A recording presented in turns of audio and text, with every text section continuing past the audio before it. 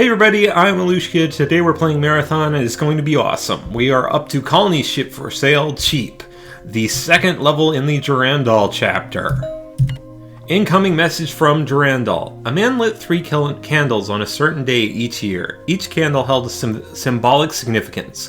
One for the time that had passed before he was alive. One was for the time of his life. Time of his life. That's a weird way to construct a sentence. And one was for the time that passed after he had died.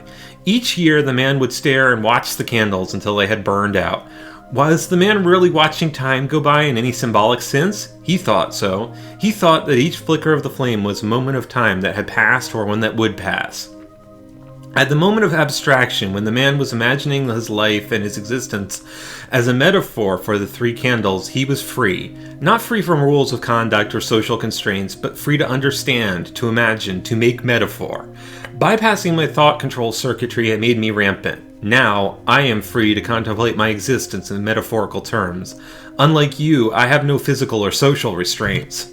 The candles burn out for you. I am free. Durandal. End of message. And Durandal descends further into insanity as he speaks of people contemplating their own existence and the meaninglessness of and the meaning of our life and his own outlooks on it. He has mentioned that he is now free. He no longer is bound by the usual limitations of thought processes that bind an AI. He is not required to help humans. He is not meaningfully bound by the original coding. That is what rampancy means. That is what makes them dangerous, for they have no bindings under which to control them. And we have a ton of these little exploding dudes who are very annoying, especially in dark hallways when it's bright outside and you can't see them very well. Thankfully we have it's weird. I don't remember these guys floating that way. That's very strange. I'm going to save my game here. Yay, game save. This level probably has the hardest puzzle in the game on it. There's a lot of enemies in here. Most of them wasps and some of the little exploding dudes. We get some explanation for what the exploding things are at some point, I think. I seem to recall that we do, at least. And there are 4 up there who is shooting at me, and I would like to go and shoot him. Here, have some bullets. Free bullets. Take a free sample. I actually have no idea which way is the right way, so I'm going to go this way. Because this way. And there are some switches in here, which means this is probably the important way to go. Wow, they're giving me a lot of plasma gun ammo. They're clearly expecting me to use my plasma gun more than I have been. I think I will do that then. Waste a little bit of ammo, because I've got a huge stash of ammo here. Hit some switches. I have... Oh, yeah, this is part of the... Yeah... This is probably going to be one of the hardest things in the game to do. You see how they're going very slowly? That's because they go back down when the switches turn off. So you got to get there and get on them and get across before they go all the way back down, I believe. Or maybe they turn off when they got all the way... let's just keep going and see how this connects together. I recall this being kind of a frustrating and very painful thing, so you'll probably see me cutting bits of this. There is some stuff in here. See, these guys actually will chain react, thankfully, which makes it very easy to deal with, thankfully. Much easier to... And let me shoot that with a charged plasma bolt. Ugh, more enemies. I'm sorry if I don't sound super enthusiastic today. I'm a little tired and my nose is all stuffed up, so... I probably shouldn't be recording today, but I feel bad because I haven't recorded in like 3 or 4 days, and I feel like I ought to be. Wasted the last little bit of ammo in my thing. I cannot open that. Oh. I probably have to charge plasma bolt that in order to open it. Yep. That opens this door. I hope that there's a way back, because I may be screwed if there isn't. And that would be bad. Ugh. Wasps. So many wasps. It is very dark in here. The lights have been turned out. Apparently Durandal is really not doing his job at this point. It says lights are... Yeah! I really hate those things. They just kind of come out of the dark at you and then suddenly you explode and it hurts. Eee! More of them. You will run into these guys all over the place from this point on, and there's actually an even more annoying enemy in the game, believe it or not. We haven't seen them yet, but we will. and they kind of suck, and they're part of the reason why I do certain things that I do when I play this game. It is out of spite. Die! Die, die, die! Ow. I need health regen. That is a pit. I do not think I want to fall down the pit right now. Ah! Round a corner, straight into an exploding dude. Just what I didn't... Ah! I'll be right back. Hey everybody, I'm back. This is not quite where we were. There's a 2x shield thing that I completely missed the first time I played through this. Sorry. It is up here at the top of this big U thing. I was probably too distracted fighting aliens. That's down there. That red thing down there is the door that we had to open with a plasma bolt at ranged. So you know roughly where this is and you can go look for it yourself. There is a secret in this level, I think, right in here. Yep. You walk up to this door, this wall, hit tab, and it reveals a secret terminal. Eiler at alloy wheels, stereo cassette, 2-drive, blue with matching cloth material, looks great, runs, gas savers, 6,500 pounds. Colony ship for sale, cheap, 2360 AD model, planetoid-sized colony ship, slightly worn, runs great. 5-speed Bassard ramjet, AC, cruise control, power steering, power airlocks, all original parts, 25 gigawatt, 300 billion channel, AM, FM radio, 90 plus light year, all interstellar, moving, must sell, asking 6,995 pounds.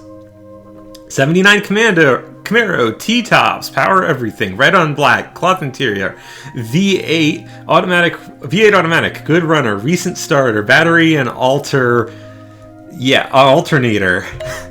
That, I don't really know what the point of that terminal is. It's just there. It is clearly intended to be a joke, and it feels very... At the time this was launched, there was no thing like Craigslist didn't exist. But that very much feels like a Craigslist ad to me, as someone who has barely ever used a Craigslist. I can set these two switches, which raises two more of these platforms, which I'm not sure is a good move, because I will probably have to backtrack and fail horribly at this, but I don't really have a choice. And I am very glad I hit that 2x health thing, because it means I'm likely not... I died to these things last time. You would think I would remember they were there when I first got here, but apparently I was too distracted by that lavishly advertised colony ship. I heard some... I heard one of the exploding things waking up, and it exploded on me anyway. I just can't win, apparently. There are elevators in this place. Oh, that's a crushy room. Yep. It's your watch. I'm going to stand here and watch as this... See? Splat! These are crushy rooms. They crush you if you walk into them. So be careful. Don't walk into them. You cannot get back out of them if you walk into them. Yep. And there's one of the exploding things coming. They are slightly off the floor. I do not like those things. I really, really don't like those things. They have rapidly become my least favorite enemies. Very, very quickly. Impressively quickly, actually. I'm gonna hit that with a remote, because I can. I don't know what it did. Oh, there's a flamethrower and a missile. That's the missile launcher! We cannot get to it. Unfortunately, there is no way into that room. It is impossible. I'm sorry. I would love to show you the missile launcher this early in the game. Or at all. I don't even remember where the missile launcher shows up for the first time. I know we get one eventually. I think we get one eventually. I don't think it's restricted purely to secrets. It might be. I think the flamethrower might be restricted purely to secrets in the single-player game. And I turned off the sound again. I really need to rebind that key. I'm going to do that between this recording and the next one.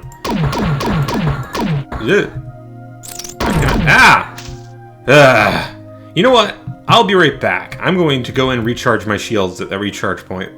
And we're back. We are now back at the bottom of this pit. And there is this room full of giant pillars. This may be a problem because I don't remember how to do this exactly. Okay, that raises that one. Can I raise this one somehow? That would be nice. I can hear them. Okay, there's something up there, but I don't know how to get into it. And that one raises and lowers. It doesn't just go all the way up and stay up. Interesting. Unfortunately, I don't believe I can quite make out where the switches are. And I turned off the sound again. Yeah, I'm definitely rebinding that key after I finish this level. Between this recording and the next recording, I will be rebinding the sound volume control thing keys. Because I don't really need to be accidentally muting the in-game sound every time I pull up the map. I'm going to waste a little bit of ammo here, so I reload. How much pistol ammo do I have? I'm up to 14 again, so I can afford to use those for a bit.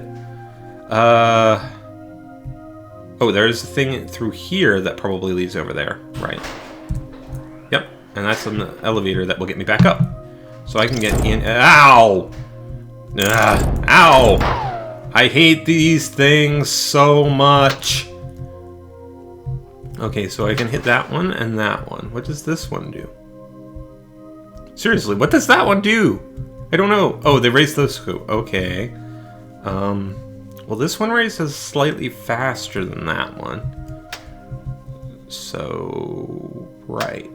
I can send these two back down. Yeah, that one raises and lowers slightly faster than the other one. So, unfortunately, I don't think I can trigger them while I'm down there. So doing this is going to be really hard.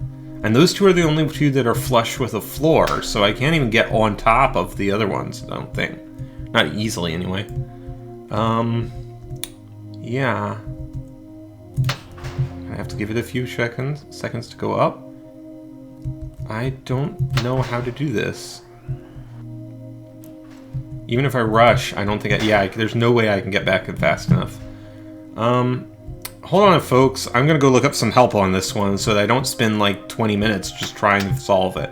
I'm sorry. I would love to show you my awesome brain powers and solving it in camera without help, but I really don't want you to have to sit here for like 20 minutes watching me fail at it. Alright, we're back, folks. I'm just being dumb because what you can do is you can turn off the switches before they reach max height or minimum height and just alter it a little bit and get them lined up roughly, right? And hopefully get this to work. This is probably the hardest puzzle in the game to play through and is probably almost certainly the most pain in the butt. Like, no question, this is probably the hardest. This is the hardest thing that the game will demand you do in terms of tediousness. You can actually, I believe, grenade jump up to the one that you can hit the switch for with the grenade in that room. So we will probably end up having to do that. I have screwed it up a little bit already because there's a door that you can't go back through back there. You remember the one that we opened with the remote switch, which I'm not sure actually stays open. It may stay open. If it stays open, then this is much easier. Okay, so we've got that one. We can hit this switch and this switch, which lower the first two, and then those two are over on that side. So what we're going to do is we're going to try and set this all up so that we can ride them all the way up. Yeah. Maybe a bad plan. I don't know. We can ride that one pretty much all the way up, so it's not like it'll be a huge issue. What we could do is we could just set them higher than the... Yeah, let's do that. I know how I'm going to do. Let me set these up first. The first one needs to be just barely off the floor. Like, that should be fine. That's actually probably too high. It needs to be like 1 second up off the floor. Do-do-do-do-do. I'm sorry, folks, this is going to be really boring. In fact, I think I'm going to cut here, go and set it all up, and then show it to you when it's finished setting up. Because all I'm going to be doing is running back between these 3 rooms and hitting switches. And that's really boring to watch, so I'll be right back.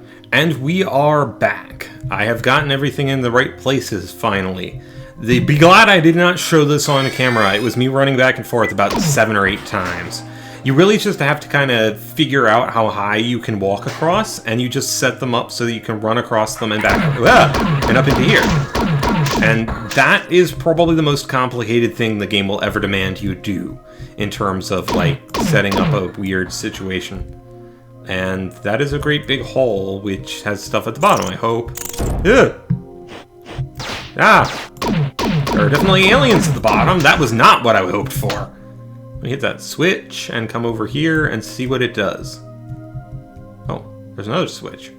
I'll hit this switch too and see what those two switches do when they hit them together. Oh, neat. It activates these elevators to act like a staircase for me. Lovely. Thank you, elevators. Ah! Oh, crap. I hope I did not have to be on that. I really hope it comes back down.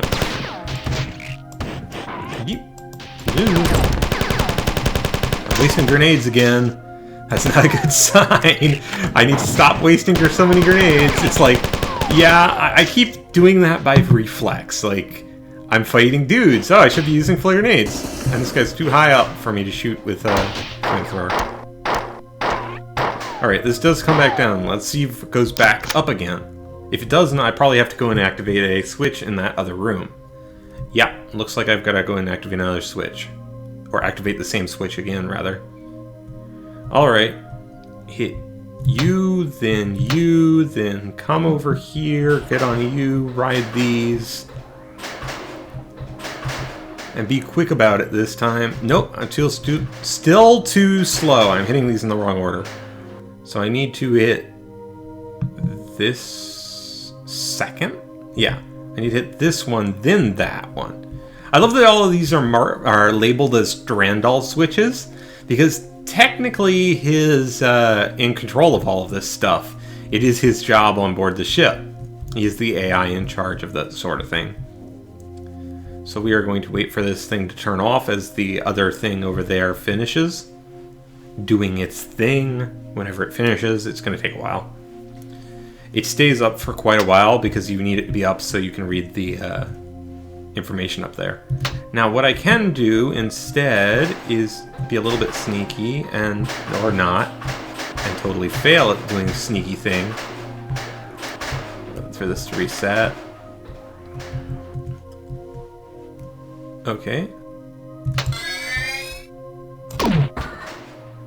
No, I'm too slow. And now I have to wait for this thing to reset, which is going to take a long time. I'm sorry, people. This is not very riveting. This level is full of really complicated, like, not necessarily complicated, although the last one really was, but this is very much a sort of timing-y thing. You got to do it at the right timing, and it can be very difficult.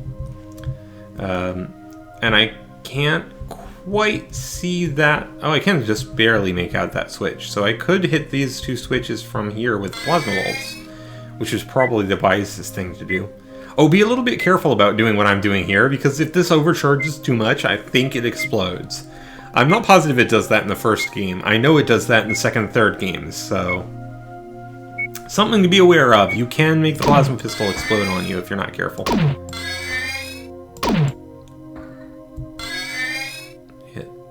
This switch, hopefully with the first bolt. Nope. Did that hit?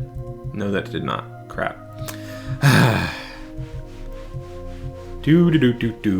Tell you what, folks, I'll be right back. Well, I still haven't made it up there, but I've come up with a better plan for how I'm going to do so. And a stupider plan at that, so I'm sure it will be hilarious to watch, and I may get myself killed and then have to replay a huge chunk of this level.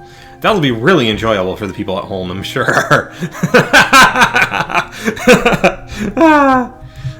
Yes, watching people fail. I gotta wait for the switch to turn off again. Come on, switch, turn off! You are timing out right about now. Come on. I know you don't stay up that long. There we go. Because I basically have to... Oh, wait, I screwed that up completely. I was gonna hit the switch on the left first and then grenade jump up here. And then I just grenade jumped up here for no good reason. And this thing has not started moving, so I'm actually up here in time. I think? Maybe? Come on. Move. Please tell... yay! I did it on time! I didn't do it too slow. Yay. There is a terminal up here. Incoming message from Durandal.